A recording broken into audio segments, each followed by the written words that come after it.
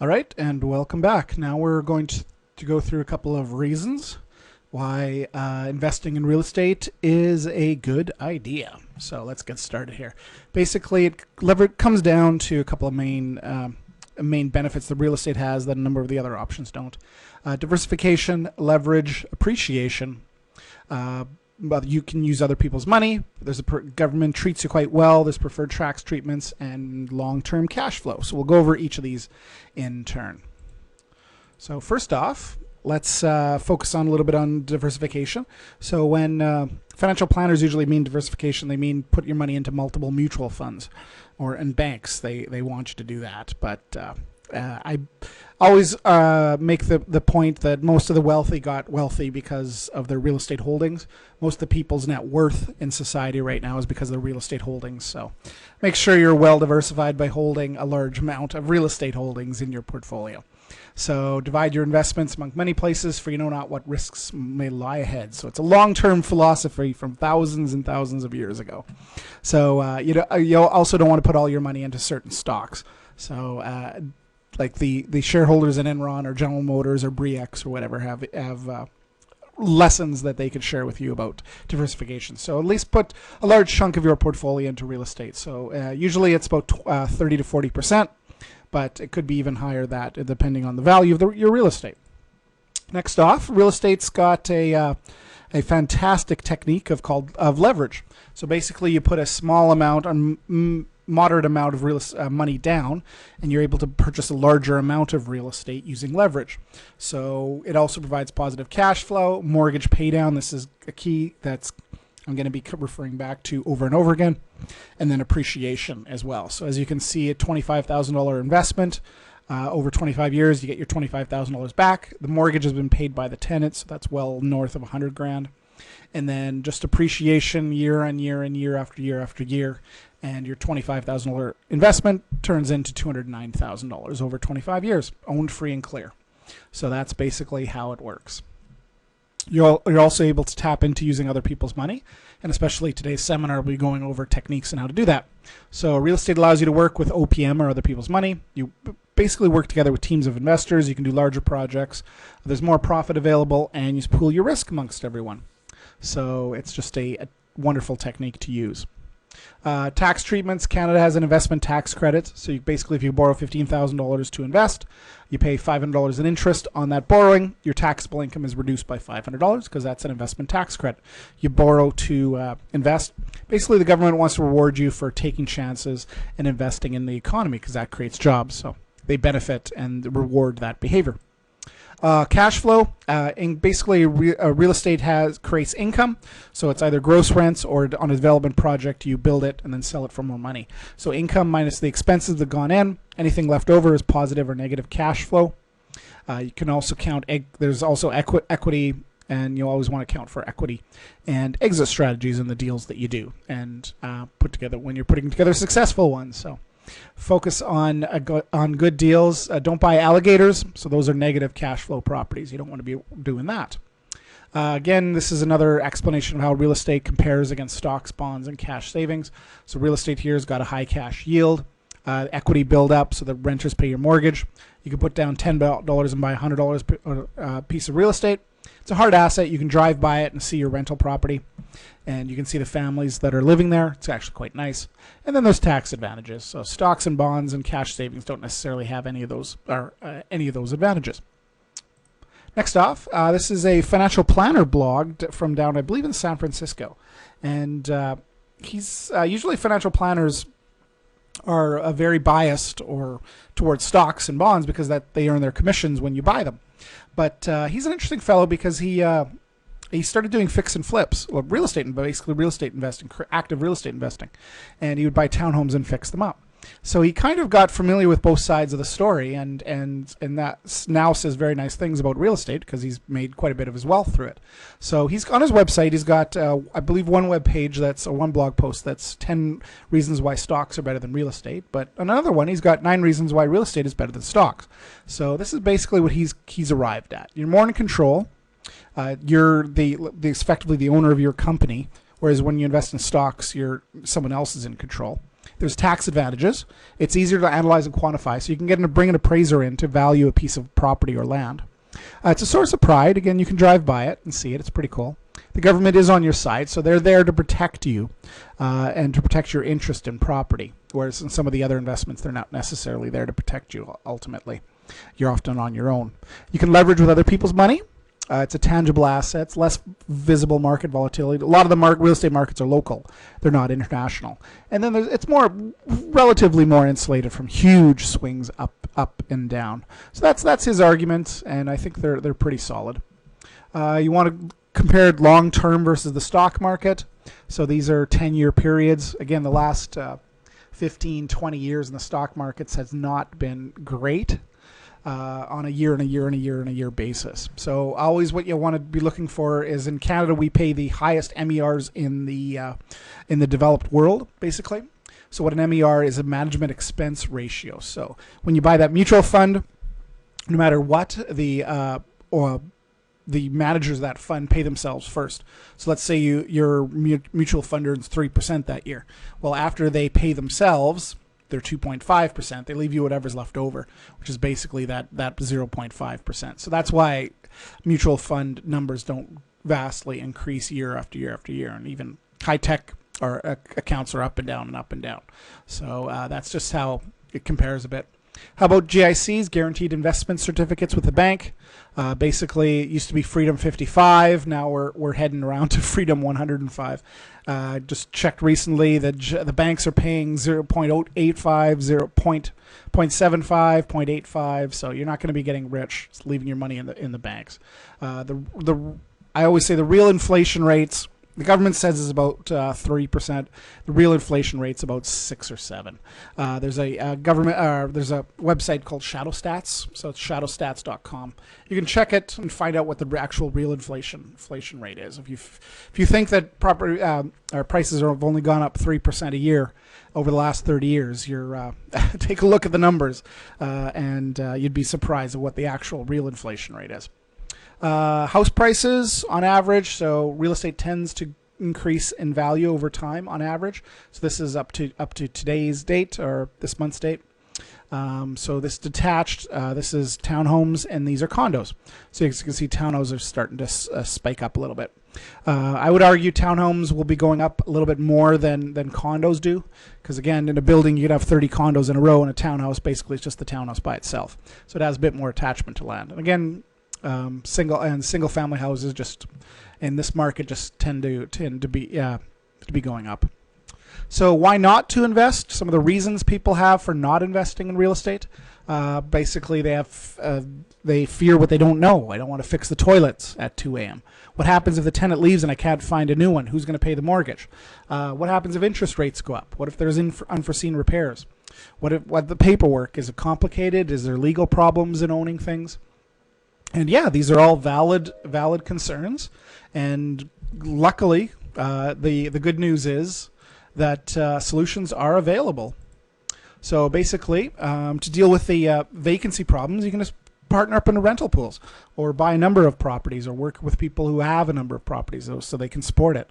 So basically, a rental pool is if you have 20 units, you take the rent and divide it amongst all of them. If one goes vacant, you still have 95% of the revenue because you just pool it. Rental assurance programs, so that's some of the deals I offer. I make sure it's rented for a year or 2 years or 3 years or 5 years.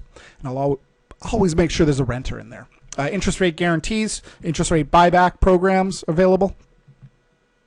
You can work with syndications, joint ventures, corporations, that you can do larger deals and achieve the benefits of that. Invest with more sophisticated people or experienced people. And it makes a lot, they can avoid a lot of the problems that rookies run into. You can work with experienced people. There's property management, so they can caretakers can take care of that call at 2 a.m. so you don't have to worry about it. Always make sure all your property is properly insured, and that lawyers review all your documents, work together with them, and then always ask where the title is and who has the title. So that's the important part. That's a large part of the security in deals that you work with. So make sure to find out who has the title and how that's supported and protected. So what happens if everything collapses? So this could very well happen. I always like to addressing this situation. So this is what happened down in the States, the United States. their real estate actually collapsed. Their market in 2007, 2008, 2009, 2010, it absolutely 100% collapsed. So what basically was happening, it was going up and going up and going up, about 3.5%, basically inflation. And it was going up in late 1990s. Bill Clinton's in office, and he's decided that he'd like his legacy to be increasing homeownership for Americans. And he started going to the Congress, and they said that was a good idea too. And they started opening up the mortgage rules. And basically, what they did is they changed them so that they started offering what are called ninja loans. Ninja loans were basically, it stands for no income, no job, no assets, and you could still get a loan. And again, in Canada, we can't do this, never have been able to. But yeah, back then, 2000, 2001, 2002, 2003, 2004, these loans started coming in. Again, increased money supply drives up demand, and increased demand increases prices. So prices shot up through the roof. All these mortgages started readjusting. So the $1,000 interest-only mortgage became $1,500 to $2,000 interest and principal mortgage. And so everyone couldn't make their mortgage payments, or not everyone, but a large chunk of the people couldn't make the mortgage payments. They came in, dropped their keys off, and went into foreclosure. And so the prices collapsed. But as you can see, last 2010, 2011, 2012, 2015, the numbers on the housing is just going back up to the long-term average rate of inflation. So in Canada, if, for example, we have a bubble, this is basically what would happen. It would just return back to the long-term mean. So, and continue on growing from there. So what if that actually happens? So this is actually a hedge strategy using bear market index funds. That these are counter-cyclical to the market. So when the real estate market does really, really well, these do really, really badly. And as you can see by the numbers, the real estate market since 2008 has done really, really well, year after year after year after year. So these have not been gone up very well. But what you do is you then scroll back and check in 2008. These peaks are the numbers they reached in 2008. So when the market crashes, these go up and shoot through the roof. And I don't know if you've been watching the news the last couple of weeks, and that's kind of been what's happening a little bit in some of these stock markets. When the market's hugely down, these things start shooting up and increasing in value. So right now the Canadian ones, I believe, at about $2, and then at its height it went up to $141. The U.S. one's about $250, and at its height again is up to well over $16. So what I'd suggest doing is if you're going to invest $100,000 in the United States, buying some condos and houses, or $100,000, every $100,000 you invest in Canada, that is risk capital, so down payments basically, or whatever you have for risk capital, set aside 5% and buy either of these index funds. And then basically, so if you have a long-term hold for 5 years and your strategy is to do something in 5 years to sell it, if the market, say, collapses in 3 years, you're insured against it, because these counter-cyclical, they counter the market. So the market crashes, these things go up, and you're basically protected that way. So you can sell these and make a nice tidy profit, maybe more than we're going to make in your real estate investment. So that's basically how to protect yourself. Long term, you want to be focusing on the fundamentals, especially for multifamily. But this is hugely important because multifamily lives right here in this middle area.